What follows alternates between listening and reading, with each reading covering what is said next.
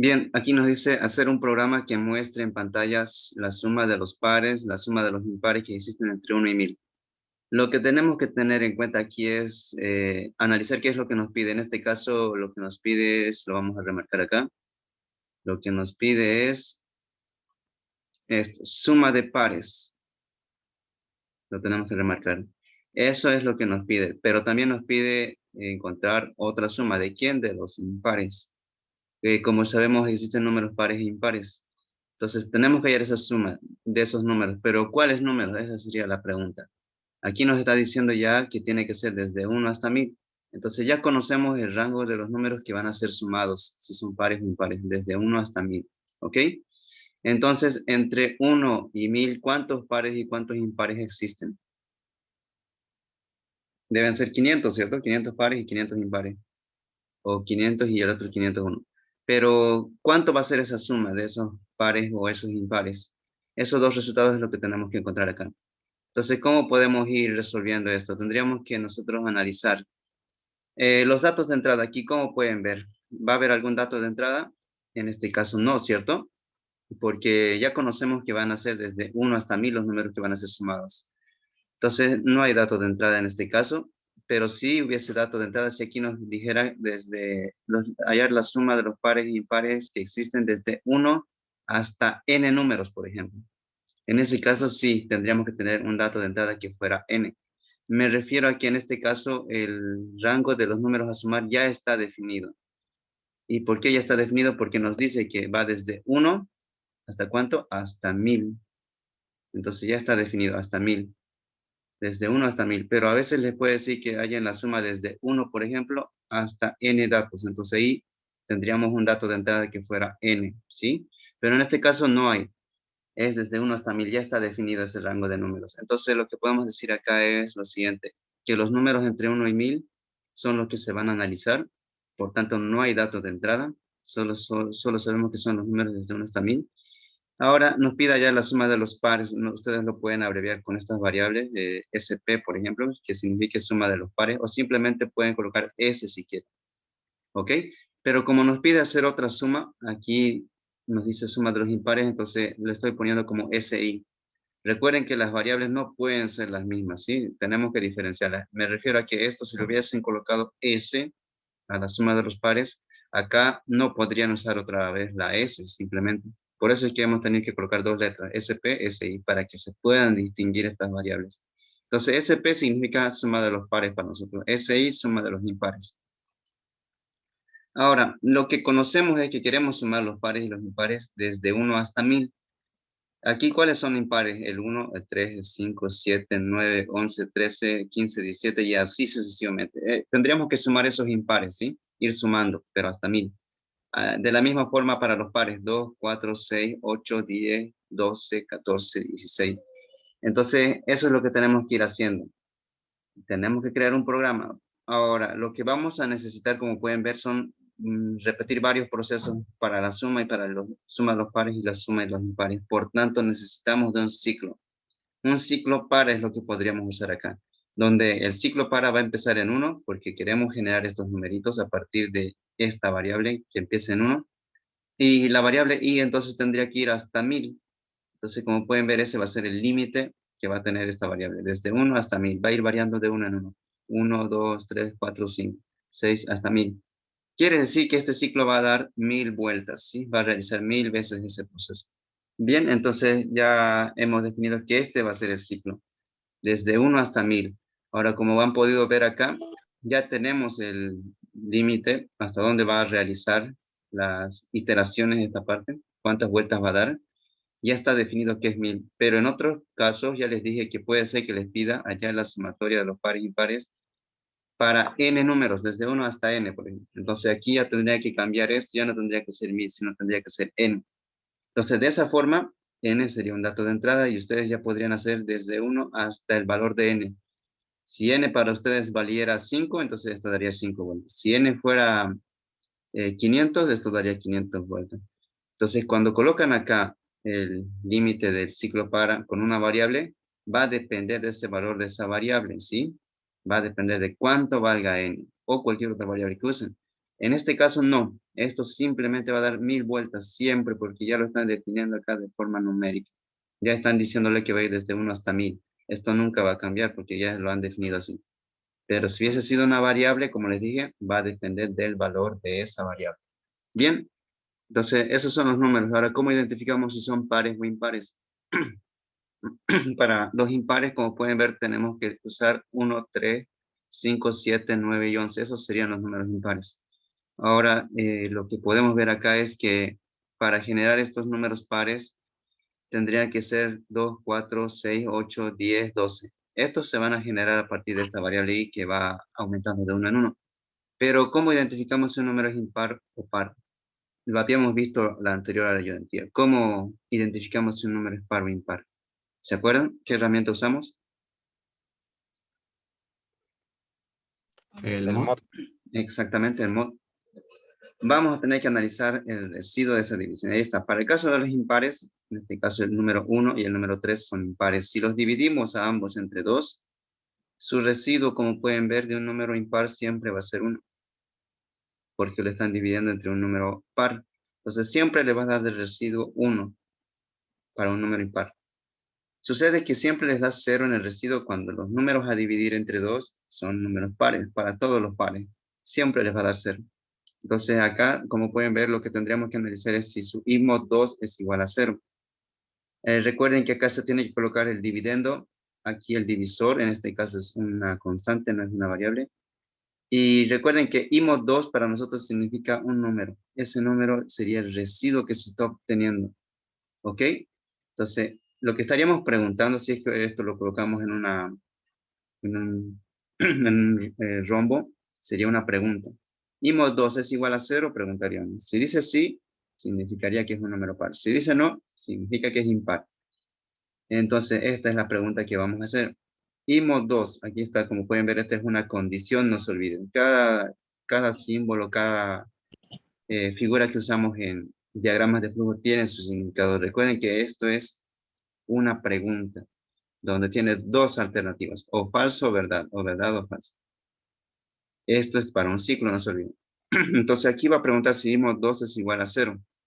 Si dice verdad, significa que el número es par. Si dice falso, significa que el número es impar. Bien, entonces esta es la condición que va a hacer posible que vamos a poder distinguir a estos, los impares y los pares. Ahora, como ya sabemos identificar un número par y a un número impar, lo que tendríamos que hacer es ver cómo podríamos ir almacenando todo eso en una sumatoria. ¿Cómo lo harían? ¿Cómo podrían almacenar en una sumatoria? ¿Qué necesitan?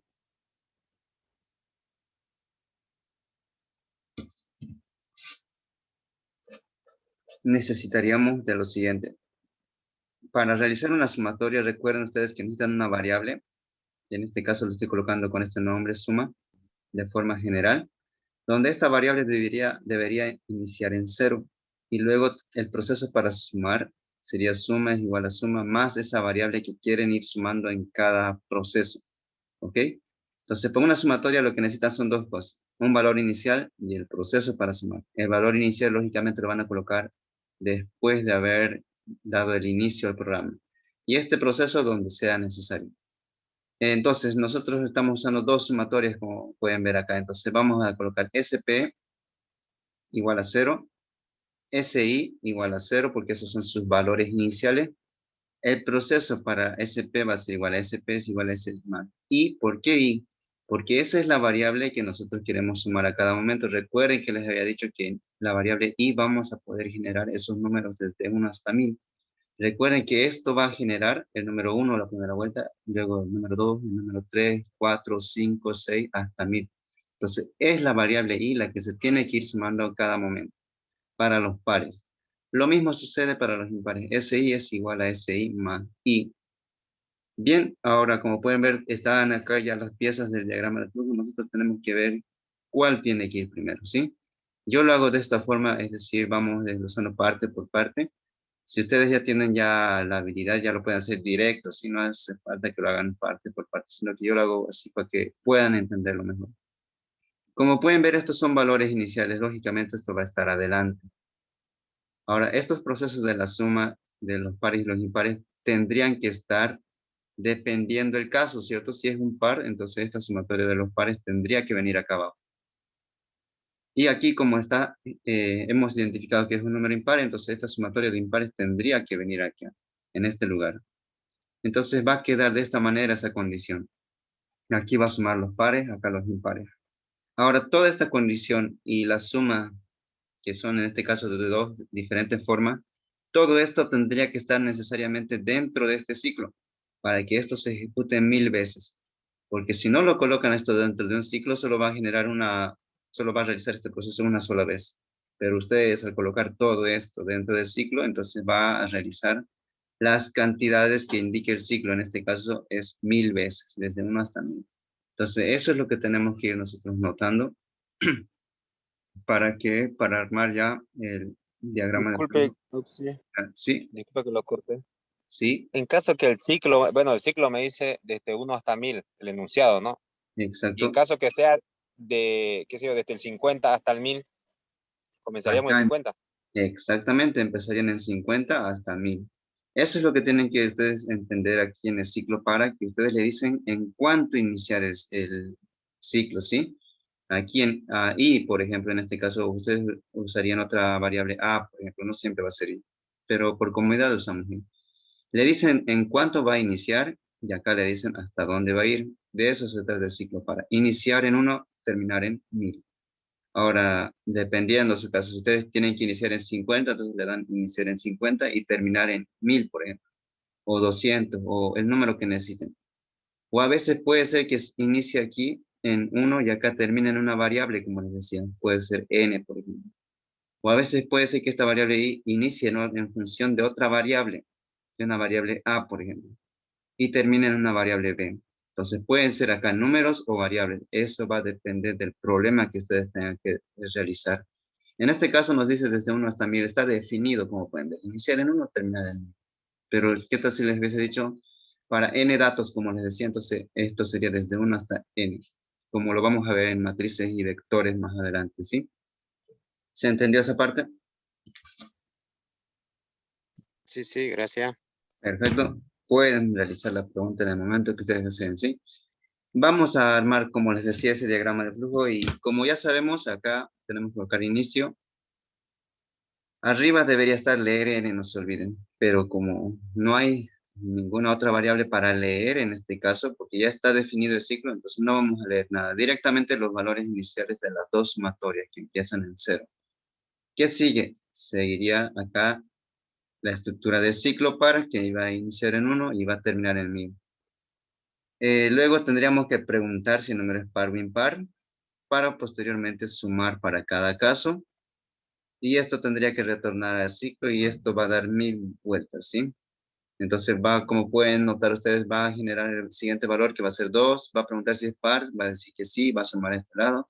Genera el siguiente valor, va a ser 3, 3 es un impar, entonces lo va a sumar acá y así. Como pueden ver, va a ir dando esto 1000 vueltas hasta que llegue hasta 1000. Una vez que llega hasta 1000, se termina. Y aquí va a mostrarles ya cuánto ha sido la sumatoria de los pares y cuánto ha sido la sumatoria de los impares. Y entonces ahí tendría que terminar. Entonces esa sería la secuencia que tiene que seguir este diagrama de flujo. Lo que nos faltaría en este momento es realizar la prueba de escritorio y lo vamos a hacer, pero hasta cierto lugar, porque si quieren hacer la prueba de escritorio desde 1 hasta 1000, se tardarían altísimo, ¿cierto? Lo vamos a hacer hasta algún número, ¿ok? Porque no vamos a tardar altísimo si lo hacemos hasta 1000. Vamos a darle inicio, ahí está inicio. ¿Qué dice acá? Asignar valores iniciales, ahí están, desde SP igual a 0, S igual a 0. El ciclo para va a iniciar en 1 y va a ir hasta 1000. Entonces, ¿cuál va a ser el primer valor de I? Va a ser 1, porque eso dice acá, iniciar en 1. Entonces, colocamos 1. Pregunta, I que vale 1. I mod 2, ¿cuánto nos da el I mod 2 de 1? Nos va a dar 1.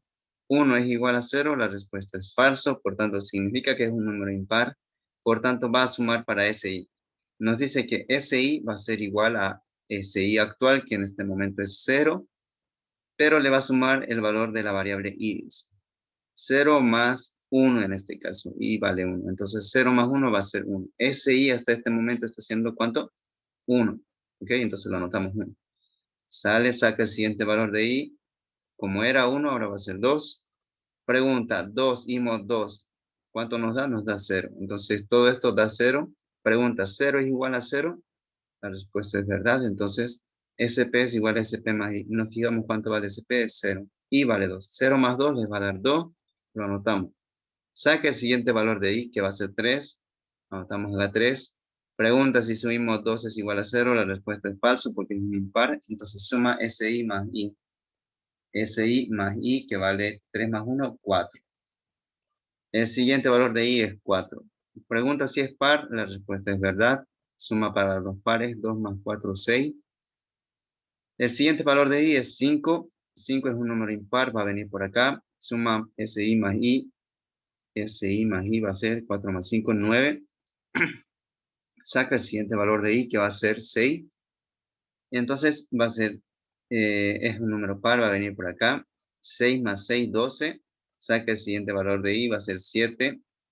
7 es un número impar, viene por acá, suma SI más I, es decir, SI más I, 9 más 7, 16, y así. Así va a realizar la computadora desde 1 hasta 1000, pero obviamente la computadora lo va a hacer rápido, ¿sí? En un segundo, milésimas de segundo va a tener el resultado cuando lo programemos. Entonces, nos va a mostrar los resultados, ¿sí? No sabemos en este momento cuánto es el resultado, pero ese resultado nos lo va a mostrar si lo llevamos ya a programación en Visual Studio o en Python, si es que lo están viendo Python. Eso es lo que podríamos hacer. Bien, ¿alguien tiene alguna duda hasta acá? Una consulta, sí.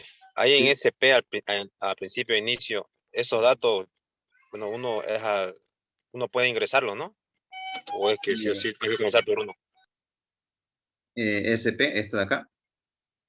Correcto, Este es el valor correcto. inicial para una sumatoria. Este igual.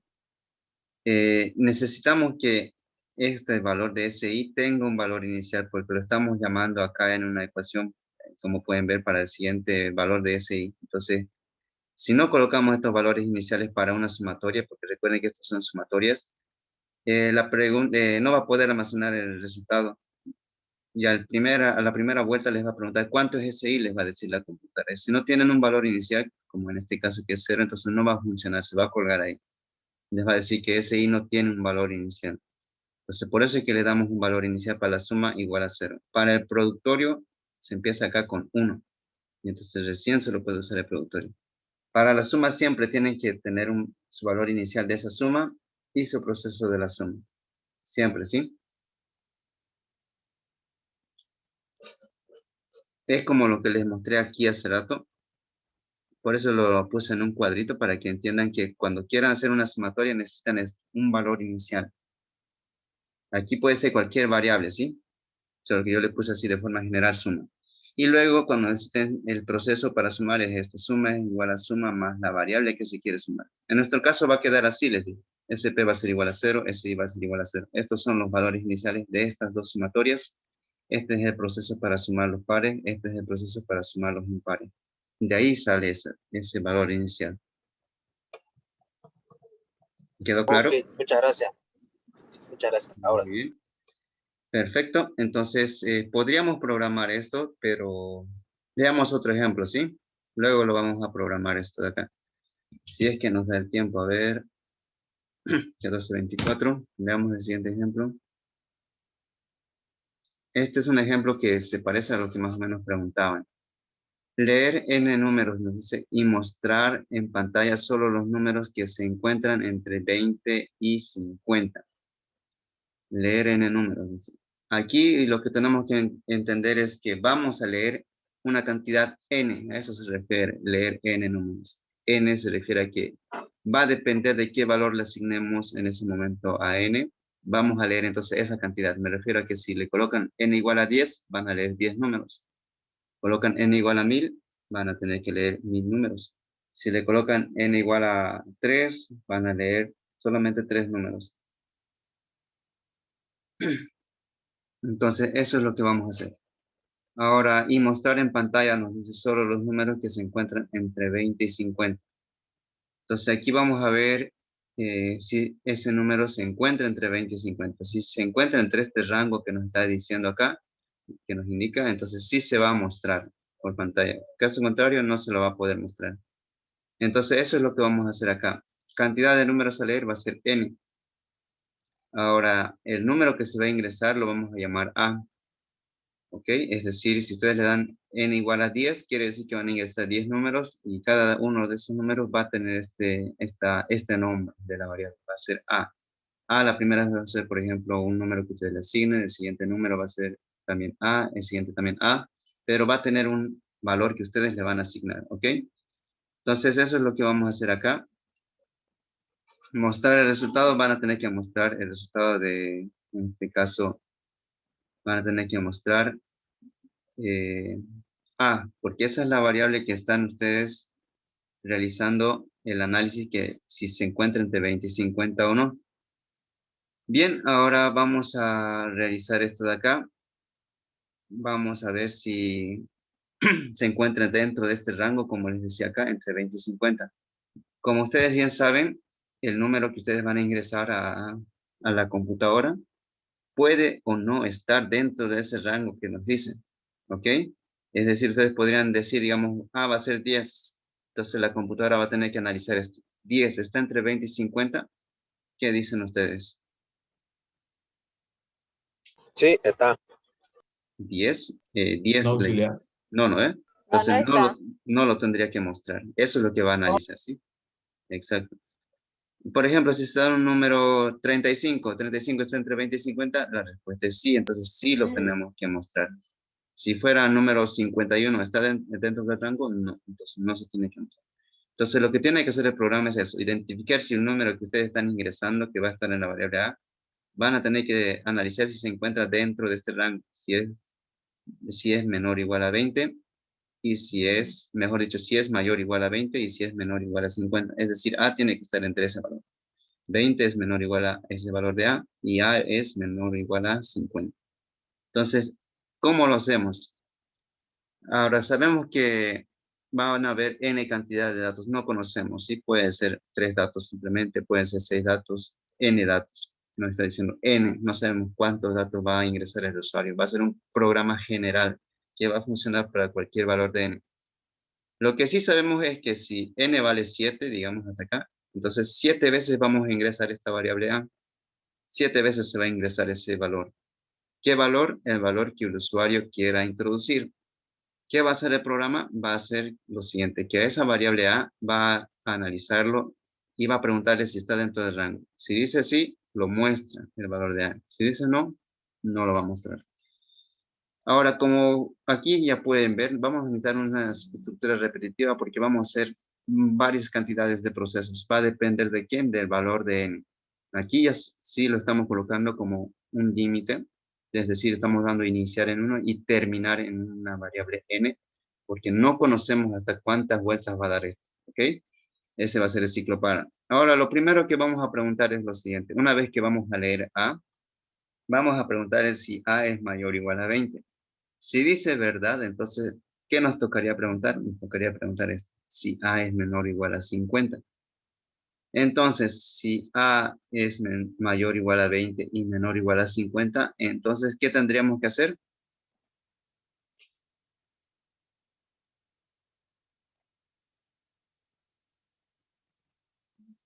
¿Qué tenemos que hacer si A es mayor o igual a 20 y menor o igual a 50?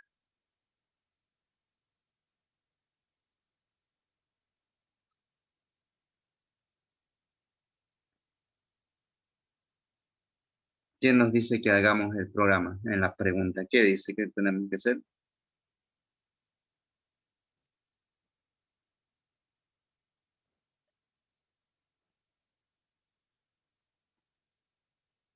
Bueno, lo que ¿qué quiere decir? Si introducimos un número mayor, ¿no?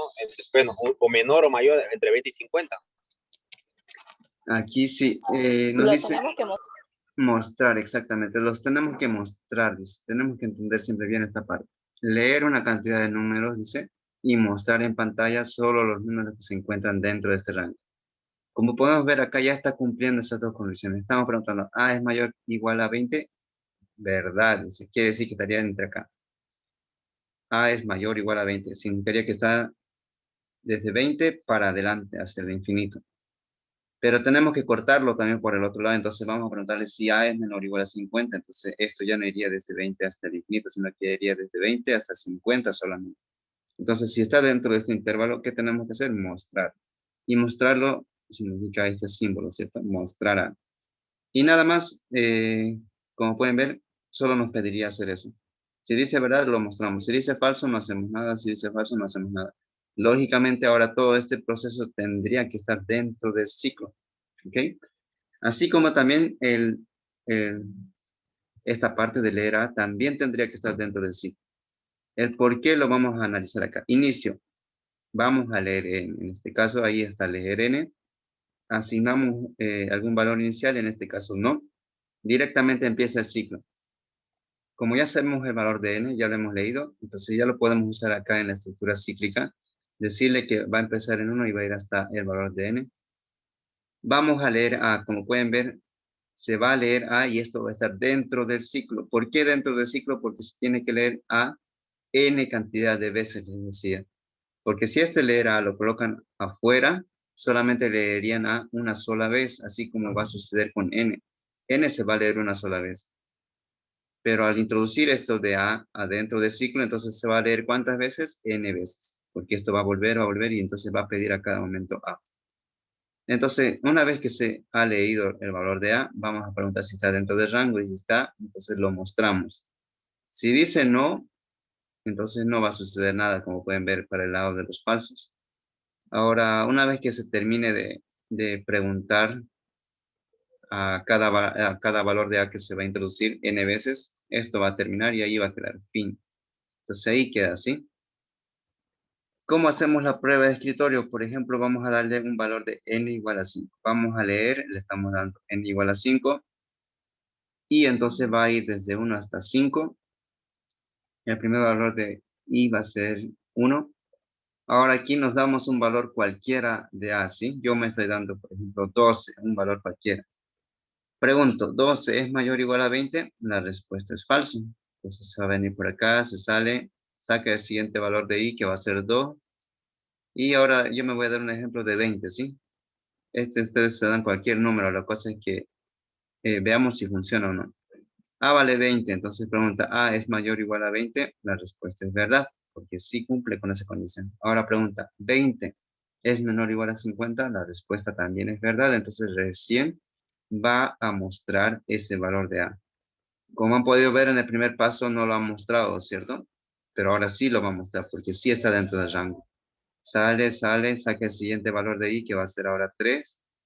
Y vamos a introducir este número 81, por ejemplo. Ustedes introducen cualquier otro.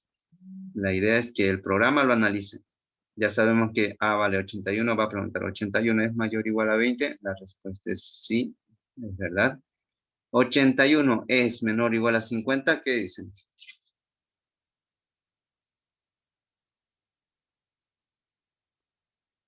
Falso sería. Falso, ¿cierto? Entonces, como pueden ver, no lo va a poder sumar, o mejor dicho, no lo va a poder mostrar. Entonces va a irse por el lado del falso y el lado del falso no tiene nada. Entonces se va a salir y termina, saca el siguiente valor de i, vale 4. Recuerden que voy a ir hasta 5, entonces estamos en la 4. Yo estoy dando este valor igual, 36 por ejemplo. Pregunta, ¿36 es mayor o igual a 20? Sí, ¿verdad? ¿36 es menor o igual a 50? La respuesta es verdad. Entonces lo imprime, entonces va a imprimir acá el 36. Saca el siguiente valor, es 5. Esta es la última vez que va a ingresar al ciclo. Le estoy dando un valor de 44. Entonces aquí pregunta, 44 es mayor o igual a 20, verdad. 44 menor o igual a 50, verdad. Entonces, si lo imprime, sale y va a sacar el siguiente y ya no, porque ya llegó hasta 5. Entonces ahí va a terminar. Entonces, estamos mostrando que sí está haciendo su objetivo, ¿cierto? Que era mostrar los números solamente desde 20 hasta 50. Como pueden ver, al número 12, que es menor a ese rango, lo ha eliminado. Al 81 también, que está fuera del rango, también lo ha eliminado. Entonces, de esta forma se daría solución a este ejercicio, a este diagrama de flujo. ¿Alguien tiene alguna duda, algún comentario?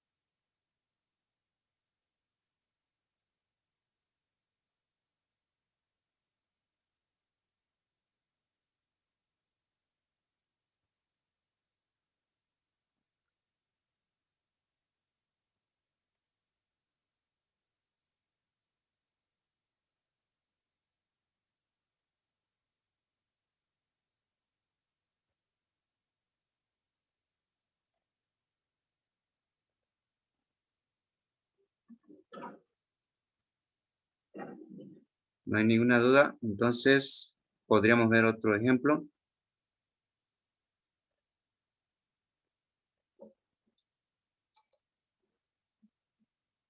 Muy bien, se entiende, dice Adriana. Vamos a ver entonces otro